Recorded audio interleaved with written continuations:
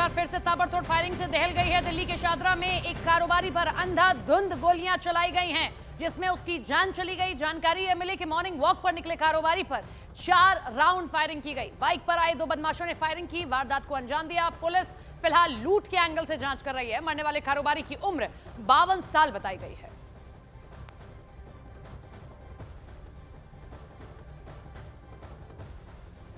तो बड़ी खबर दिल्ली से आप देख रहे हैं और इसी खबर के साथ में सवाल खड़े हो जाते हैं दिल्ली की कानून व्यवस्था पर कि आखिर कैसे दिल्ली एक के बाद एक ऐसे मर्डर केसेस देख रही है। और इन सभी केसेस में आप देखिए कि बड़े आराम से खुले आम ये आते हैं सभी लोग और गोलियां चला देते हैं। फिलहाल इस पूरे मामले की जांच दिल्ली पुलिस लूट के एंगल से कर रही है, लेकिन इन सबके बीच में बड़ा सवाल यही है कि आखिर कैसे दिल्ली के लोगों तक ये हथियार पहुंच रहे हैं और कैसे एक के बाद एक दिल्ली के खास तौर पर इसी इलाके में ज्यादा गोलीबारी की घटनाएं सामने आ रही हैं।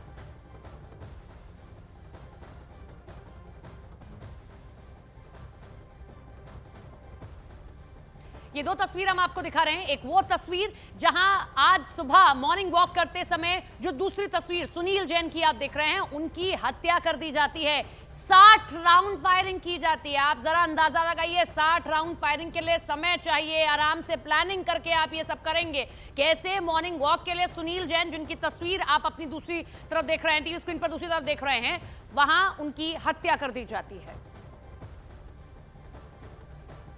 सुबह हम लोगों को पीसीआर कॉल रिसीव हुई है 8:36 पर सुबह मॉर्निंग में। उसमें कॉल में ये था कि आ गया तो 2 लड़के बाइक पर गोली मारकर चले गए। ये कॉल में था। मौके पर जब पुलिस पहुंची तो पाया कि एक सुनील जैन नाम का व्यक्ति है, उसके गोली लगी है। 3-4 गोलियां लगी हैं उसको, और हमें कुछ राउंड्स भी मिले हैं यहाँ पर 5-6 के आसपास। तो अभी इसकी जाँच कर रहे हैं। सुनील जैन की मृत्यु हो गई है। ये बात क्या प्रोफाइल है? क्या प्रोफाइल है? बर्तन की दुकान है इनकी और 52 साल इनकी उम्र है। ये सुबह मॉर्निंग वॉक के लिए गए थे यमुना स्पोर्ट्स कॉम्प्लेक्स में, वहाँ से वापस आ रहे थे, उस वक्त ये हादसा हुआ। तो राजनीति इस पूरे मसले पर जमकर हो रही है, इसीलिए हम इस पर चर्चा करते हैं। हमारे साथ में प्रदीप भंडारी जी जुड़ गए हैं बीजेपी का पक्ष रखने के लिए, और प्रियंका कक्कड़ जी जुड़ गई हैं आम आदमी पार्टी का पक्ष रखने के लिए। प्रदीप जी, सबसे पहले आपके पास आएंगे। लगातार आम आदमी पार्टी आप ही की तरफ सवाल खड़े कर रही है लगातार बीजेपी पर कि भाई लॉ एंड ऑर्डर तो आपके हाथ में है, आखिर क्यों एक के बाद एक ऐसी घटनाएं सामने आ रही हैं दिल्ली में? देखिए, आम आदमी पार्टी को ये जवाब देना चाहिए कि जिस पार्टी के मुख्यमंत्री अरविंद केजरीवाल जी के खुद के रेजिडेंस के अंदर उनकी member of parliament Swati Maliwal सुरक्षित नहीं है, उनको मारा पीटा जाता है। जिस पार्टी के पंजाब शासन के अंदर पूर्व डेप्यूटी चीफ मिनिस्टर पे गोलियां चलाने का प्रयास किया जाता है और उसमें आम आदमी पार्टी की पुलिस कुछ नहीं करती। जिस पार्टी के शासन में पंजाब और हरियाणा हाईकोर्ट ये कहता है कि there is lawlessness in the state of Punjab, वो पार्टी आज लॉ एंड ऑर्डर की बात करिए। जिस पार्टी का हर दूसरा व्यक्ति कोई मार पिटाई के अंदर, कोई दंगों के अंदर अक्यूज्ड है।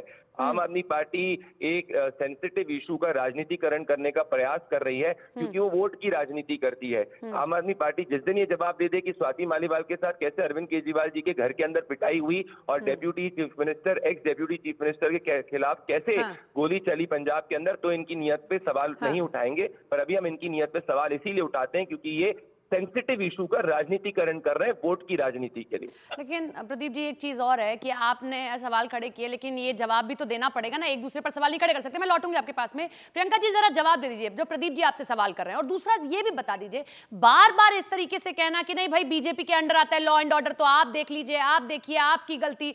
लेकिन सीएम तो मैम आप ही के हैं ना, आम आदमी पार्टी का। अगर ये नहीं हो रहा है तो चर्चा करिए, जाके एलजी से चर्चा करिए, केंद्र सरकार से चर्चा करिए, भाई मिलके हमें दिल्ली को सुरक्षित बनाना है। सवाल खड़े कर देना तो मैम जवाब नहीं है ना। पूजा जी, इनके ना बस की है ही नहीं। विजेंद्र गुप्ता जी ने सदन में, असेंबली में रिसेंटली कहा कि लॉ एंड ऑर्डर तो इशू ही नहीं है। आप जिस मुद्दे पर चर्चा करवाना चाह रही हैं वो भाजपा के लिए इशू ही नहीं है। उनके लिए इशू नहीं है कि आज सुबह भी 2 व्यापारियों की हत्या हो गई। इनके लिए इशू नहीं है कि आज सुबह भी 2 भाइयों को चाकू घोंटकर मार दिया गया। अमित शाह जी ने दिल्ली को बर्बाद कर दिया है, बिल्कुल दिल्ली को जंगल राज बना दिया है। चारों तरफ लोग दहशत की जिंदगी जी रहे हैं। बीजेपी से कानून व्यवस्था संभल नहीं रही है। अब क्या करें बताइए? अगर प्रियंका जी चर्चा करिए ना मिलकर, प्रेस कॉन्फ्रेंस कर देना तो जवाब नहीं है, आपके हाथ में है दिल्ली। मैं कह रही हूँ भले ही आपके पास चलिए लॉ एंड ऑर्डर नहीं है, चर्चा करिए। प्रदीप जी कुछ कह रहे हैं, बोलिए। मैं ये कह रहा हूँ 2013 में तो भी हमें धरना 2013 देना में पड़ा था। 2013 में अरविंद केजरीवाल जी का ट्वीट मैं आपके सामने पढ़ता हूं। शीला दीक्षित जी कहती हैं कि वो लॉ एंड लॉलेसनेस है क्योंकि उनके हाथ में लॉ एंड ऑर्डर नहीं है, कि हमें ऐसे मुख्यमंत्री की जरूरत है जो हेल्पलेस रहे। शीला दीक्षित को रिजाइन करना चाहिए।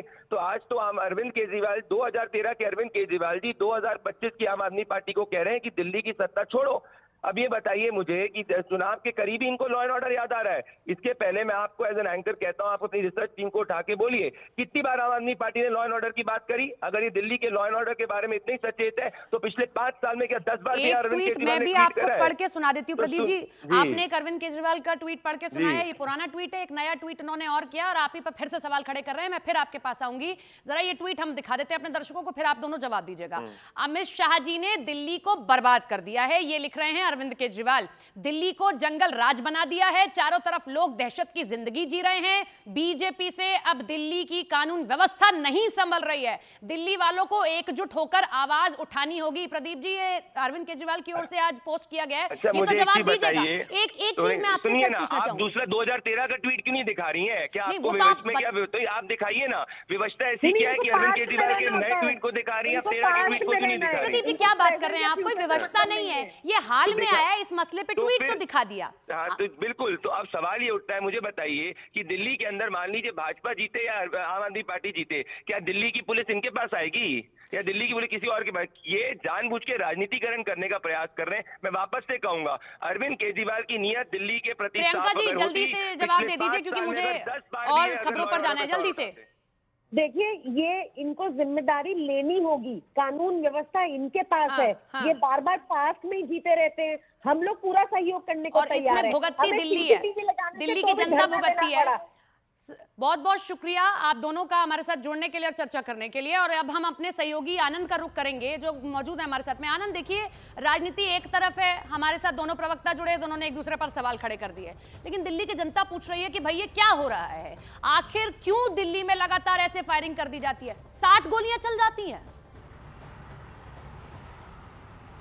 देखिए, बिल्कुल सवाल जायज़ है कि राजधानी दिल्ली में जो कानून व्यवस्था है, क्या वो पुलिस उसे संभाल नहीं पा रही है और क्यों अपराधियों के हौसले लगातार बुलंद होते जा रहे हैं। इस मामले में भी जानकारी ये आ रही कि जो दोनों घात लगाए बदमाश थे वो पहले सुनील जैन के पास जाते हैं और उनसे कहते हैं कि उनका मोबाइल फ़ोन गिर गया और उसके बाद घात लगाकर जो है उनके ऊपर फायरिंग की जाती है। 3 राउंड गोली उन्हें लगती है, इसके अलावा 4 से 5 राउंड गोली और वहाँ पर चलाई जाती हैं। पुलिस लगातार हमलावरों की तलाश में जुटी हुई है, लेकिन जिस तरह से हाल ही में हमने देखा कि दिल्ली में कई व्यापारियों को धमकी की कॉल की गई, पर्ची फेंकी गई और जब जिन्होंने धमकी को इग्नोर किया उनके घर फायरिंग और उनकी शॉप पे फायरिंग की गई, जिसमें बहुत सारे आरोपियों को दिल्ली पुलिस ने गिरफ्तार भी किया। लेकिन लगातार दिल्ली पुलिस की कानून व्यवस्था पे सवाल तो खड़े हो रहे हैं और हमने देखा कि अभी हाल ही में जो देश के गृह मंत्री है उन्होंने दिल्ली पुलिस के तमाम बड़े आला अधिकारियों के साथ एक मीटिंग की थी और उसमें भी उन्होंने तल्ख लहजे में कहा था कि दिल्ली की कानून व्यवस्था को दुरुस्त किया जाए और अपराधियों के खिलाफ कड़ी कार्रवाई की जाए, जिसमें कि जो दिल्ली की जनता है, राजधानी की जनता है, वो कम से कम बेखौफ रहे। और उसको लेकर दिल्ली पुलिस ने कई तरह के ऑपरेशन किए, बहुत सारे लोगों को गिरफ्तार किया। तो ये मामले में भी दिल्ली पुलिस के लिए बड़ी चुनौती है कि आरोपियों को जल्द से जल्द गिरफ्तार किया जाए। चाकूबाजी की घटनाएं, फायरिंग हो जाना, ये बहुत बड़े सवाल खड़े कर रही हैं। आनंद, बहुत शुक्रिया आपका जुड़ने के लिए। लेकिन इन सबके बीच में एक और खबर आपको दिल्ली से ही बताते हैं। दिल्ली के गोविंदपुरी में चाकूबाजी का मामला सामने आया। पड़ोसियों के बीच झगड़े में चाकूबाजी हुई जिसमें एक युवक की मौत हो गई।